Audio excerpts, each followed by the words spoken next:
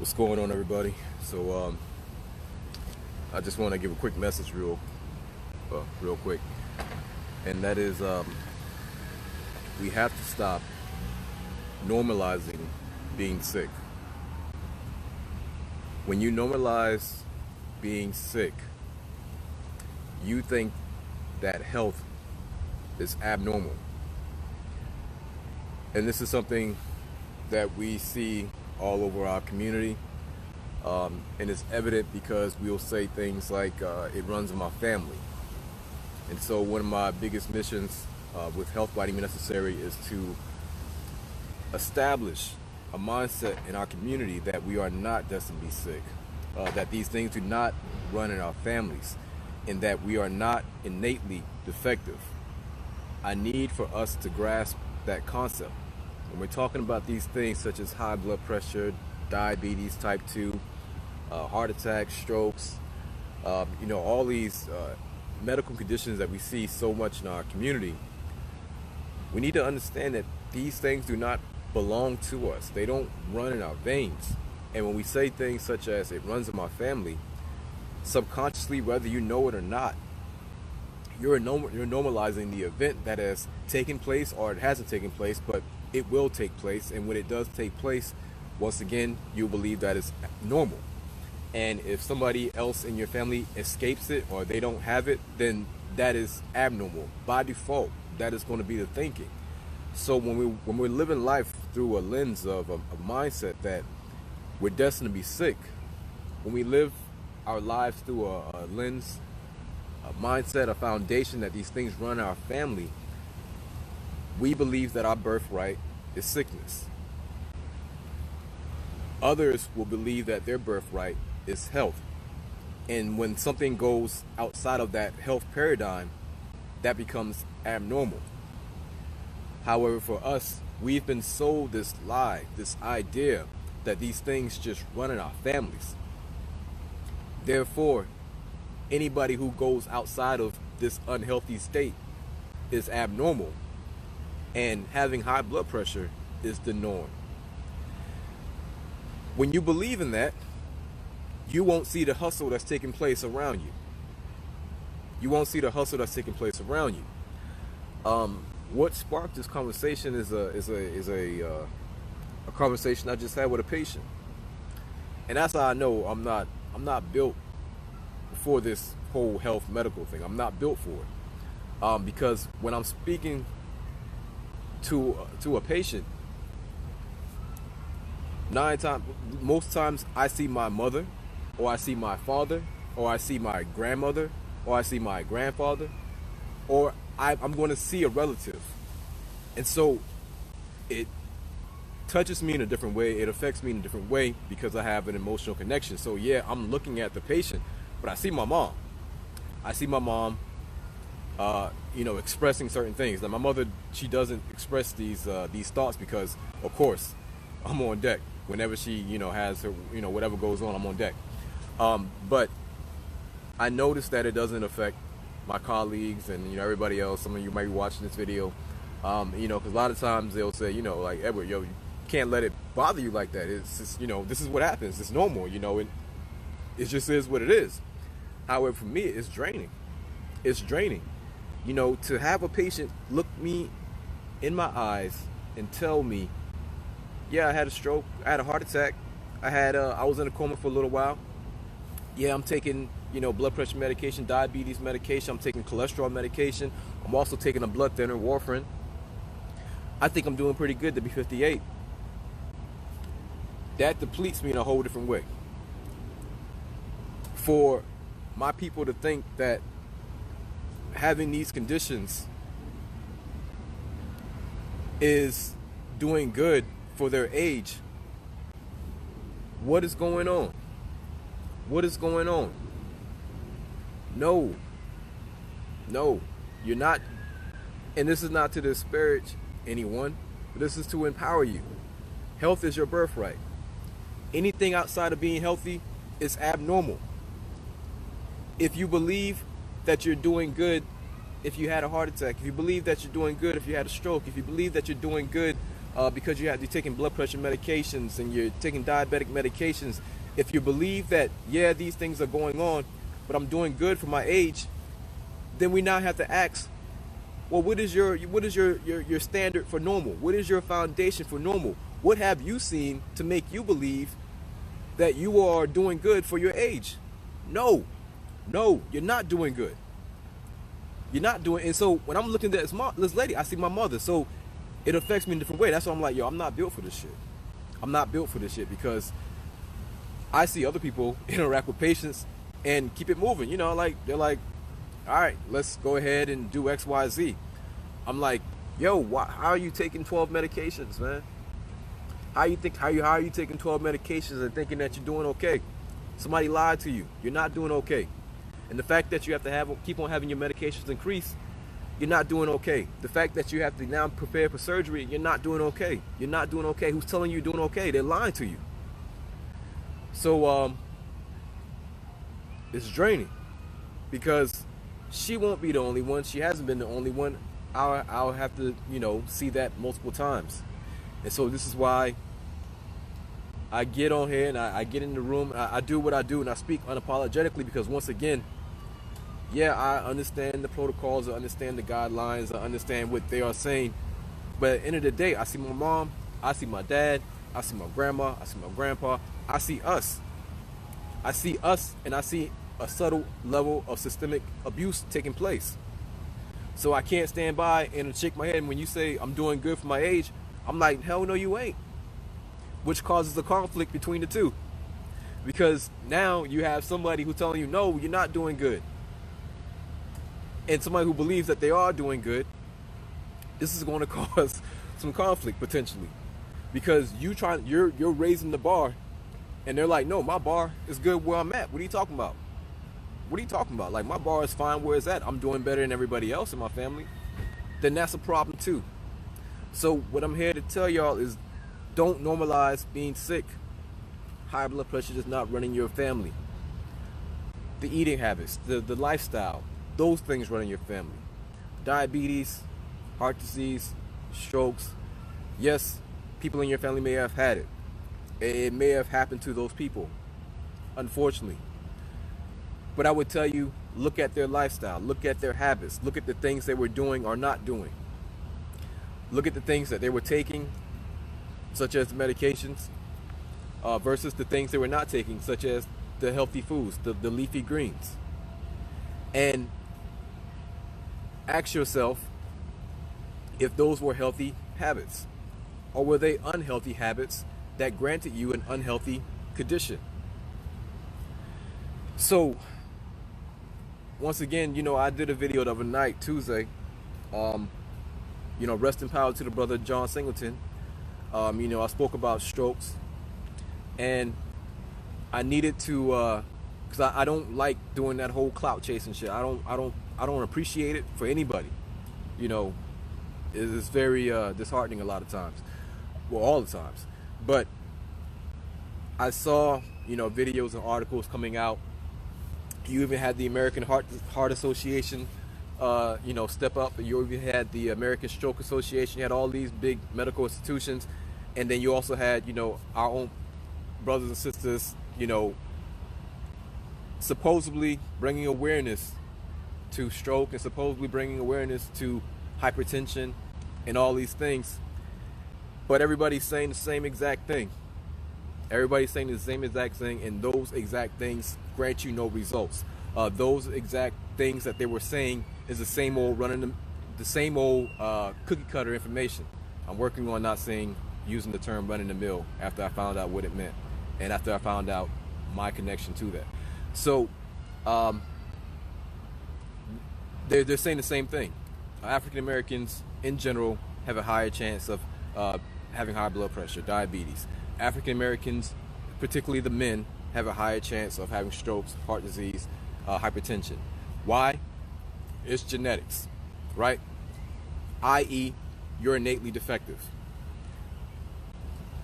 And therefore, make sure y'all are going to doctors, the checkups, all those things, right? Make sure you're taking your medications, all those things. But nobody's getting to the root. Nobody's getting to the root. And so please, if you haven't watched that video that I did the other night, please go back and watch it. Once again, when your community is littered with foods that serve you no benefits whatsoever, the very foods that we are taking in are causing these events to take place. Our communities are saturated with the chicken spots, the Chinese restaurants that are sitting right next to the dialysis, that's sitting right next to the liquor store, that's sitting right next to the pawn shop, that's sitting right next to the check advancing place, that's sitting right next to the next Chinese spot in that same plaza, that's sitting right next to the dialysis clinic. Our communities are saturated with unhealthy foods. When you go in these places, the people won't even touch your hand and hand you back your change. Think about the audacity. Think about the mindset and the lack of respect that it takes to have a setup like that, and then place a dialysis clinic right in the same plaza, and then place a clinic right down the road from there, with everything else that's surrounding it. Somebody is profiting off of your sickness.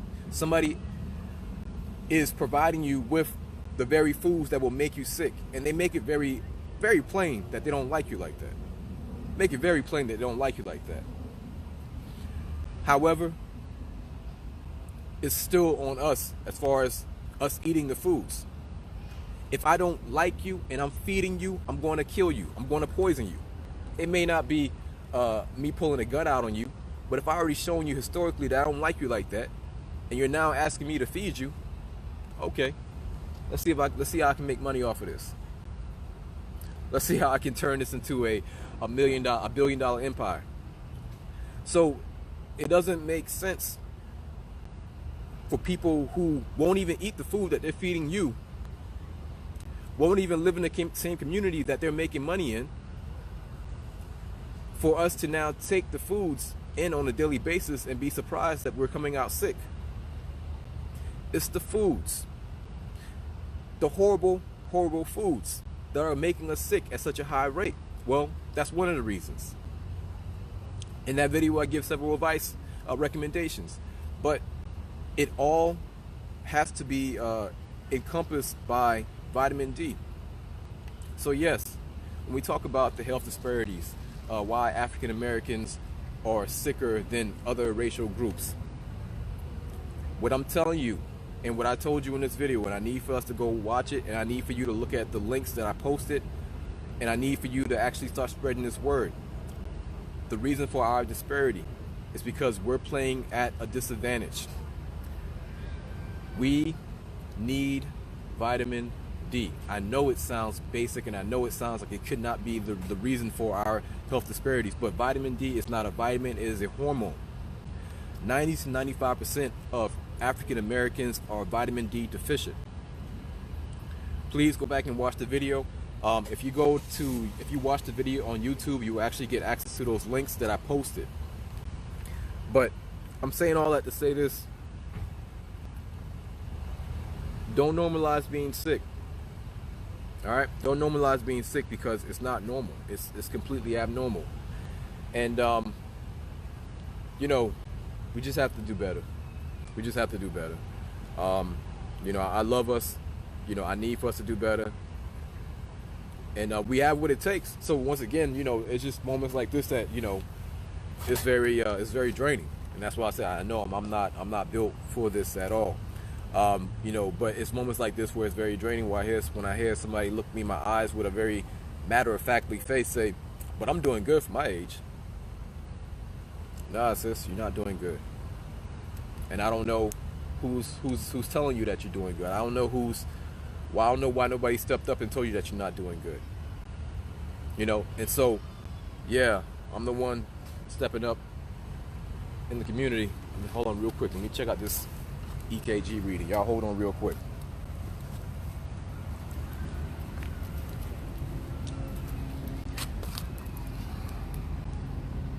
All right, appreciate it. She can go.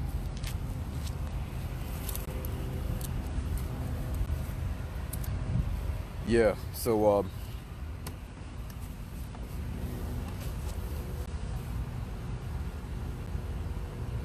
that's it, man.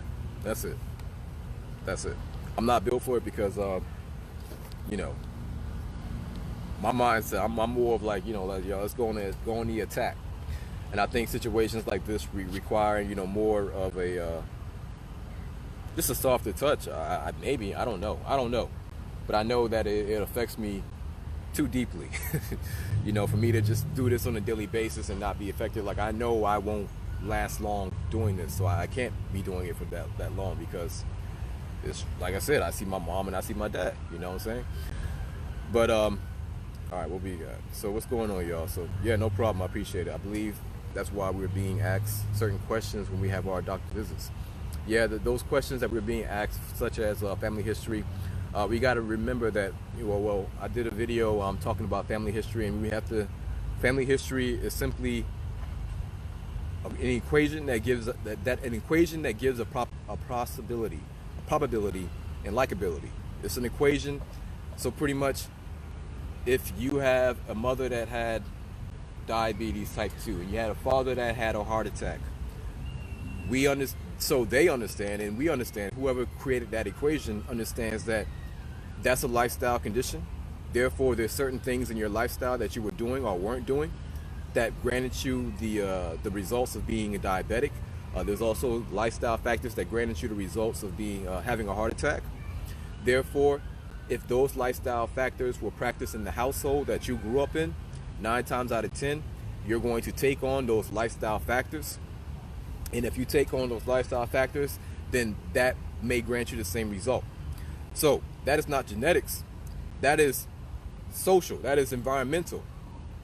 That's not genetics at all. All right. So we need to understand that you're being influenced to believe something constantly in our community that's going to walk you down a very different path that we see in other communities. All right. So I just need for us to know that. All right, you're being truthful. Yeah, thank you, Lakeisha. Good morning. What's going on, Lucy? Rita, you're absolutely right. I feel and teach my good. Yeah, definitely. Please, man, please teach the patients that these things are not normal. Those are the heartless ones. Yeah. Like I said, I can't do it. I can't do it. All right. They must be depending on frosting food also. Good morning. I didn't quit my high blood pressure medication. I run, eat, and I eat right now. Good. I'm glad you're eating right. We need more people to speak up and out. Good, yeah, definitely. What's your date of birth, sir?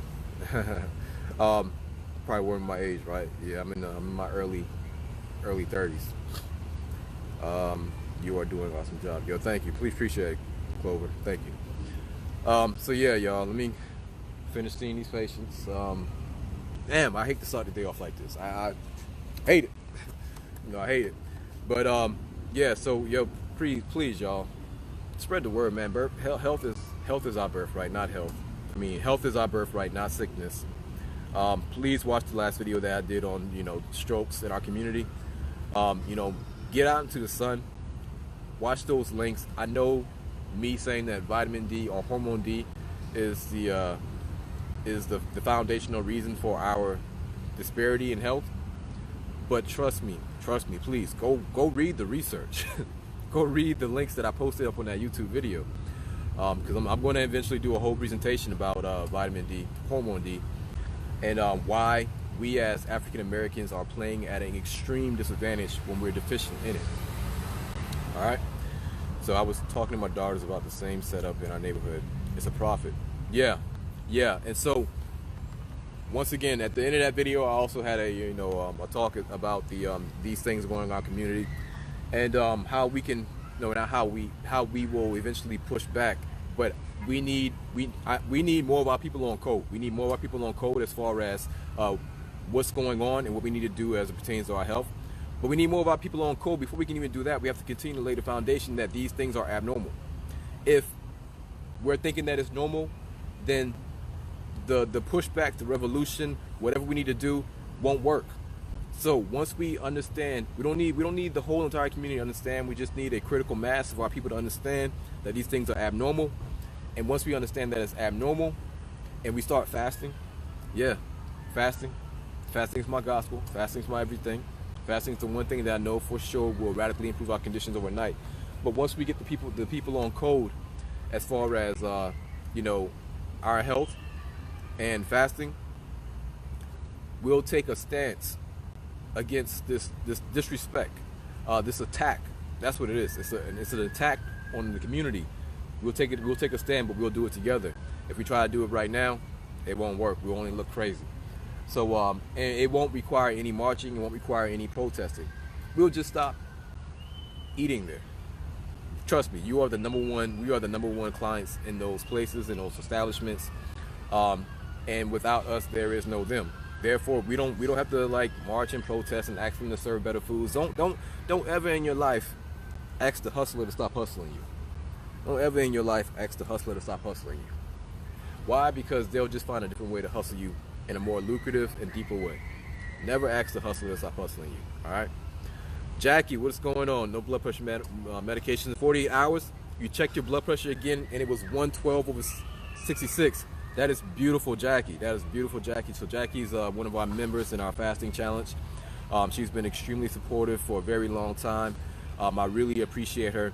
So what Jackie's saying right here in this post is that, essentially she was taking blood pressure medications, and now without using blood medications, but by fasting, her blood pressure is it's looking much better, which is beautiful. And that's just to tell you, man, like, you're not destined to be sick. It's the foods. It's the foods. And without the foods, and you give your body time to heal and repair, your body will heal itself, it'll repair itself, and it'll go back to its natural state, which is health. People have us believing that sickness is our natural state. We gotta let that go. We have to let that go and cut ties with it. I was not the one to go out into the sun until I started. Beautiful, yeah. And we gotta have, once again, this is a family conversation that we have to have amongst us. But we have to talk about why in our early childhood so many of us do our best to stay out the sunlight, right? I'm sure many of us can talk about that. But being in the sunlight and getting darker, many of our parents and everything like that, believe that was not the right thing to do. We want to remain as light as possible. I know that all too well, but once again, that's an in-house conversation. We don't get on here and air our family members, but that's an in-house conversation. But we definitely need to talk about it. We need natural doctors. Thank you. Yeah, definitely. Appreciate you. How do I do that? Mo Brown. So if you're talking to Jackie as far as how she did that, so with Jackie is she's fasting. Jackie's in our fasting program, the Fast Life 28-day challenge. This is our low-key, down low, underground railroad to health. And so watch my video. So Mo Brown, if you go to my video section in my Facebook, I have multiple videos talking about fasting, how to get started, and just how to do fasting. We have a monthly community fast called the FUBU, 24-hour FUBU community fast for us, by us. This is a fast where we come together as a community and we fast for 24 hours. We educate on fasting. We empower you on fasting. We let you know that the greatest medicine is to go without food and just drink water for a stretched amount of time. And but we teach how to do it in a safe way. So definitely go to my website, H-BAMN.com. You're going to see a link that says sign up for the fast, and that will add you on the list for our next FUBU fast we have coming up. I don't know what date we're going to do the one for May, but we're going to do one for May. Yeah, definitely. Many are not seeing it. All right, y'all. Let me go finish seeing these patients. So I appreciate y'all. Please spread the word. We got to do better. We are doing better. And we will continue to do better. It's our community. It's our responsibility. Let's keep putting in the work. All right? I'll let y'all later. Peace.